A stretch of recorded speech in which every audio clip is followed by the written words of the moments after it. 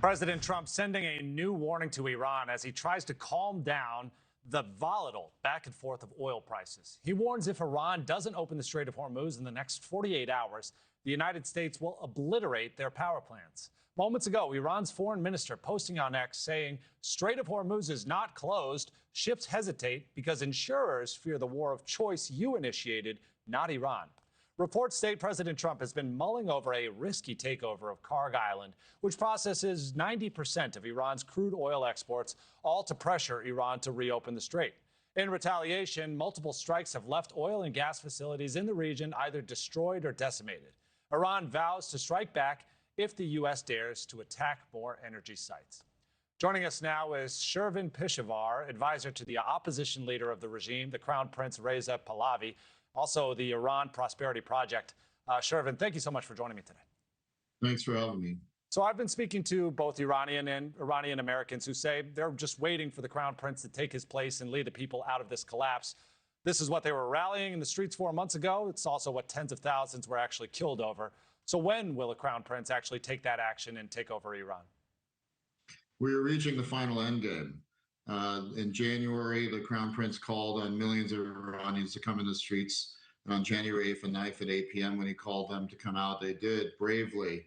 And tens of thousands sacrificed their lives for a freedom that they wouldn't even taste themselves. So this kind of courage has inspired Iranians and the whole world. And now, with this liberation operation by American troops and the IDF, week by week, this regime is being cut off at every turn. At this point, there isn't really a government. It's a security apparatus, a security network that is trying to survive. All of the leadership was hit. The top leaders are gone in the government and in the military. They're in havoc, and they're behaving in the most irrational ways, as you saw. They've attacked 14 different nations, and if they had a nuclear bomb, they would have used it. This Trump doctrine of preemption is incredibly important because, as you saw, now if ICBM capabilities, hypersonic capabilities, 5 years from now, this regime would have the same AI capabilities that we have in America. And instead of these drones hitting the region, there could be 30,000 drones hitting New York City.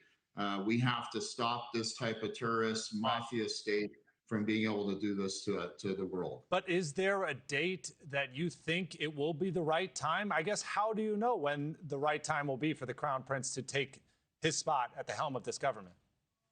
The Crown Prince and the President has called on the people to stay at home and shelter until the conditions are ripe for them to come out safely. We believe those conditions are getting more and more ripe over these weeks. This is the final end game. They can't even pay their military. The financial sanctions by Besant is working. The oil revenues are being cut off at the turn. So it's just a matter of time, whether it's weeks or months. We're heading towards the end of this regime and the beginning of what the Crown Prince has laid out in the Iran Prosperity Report.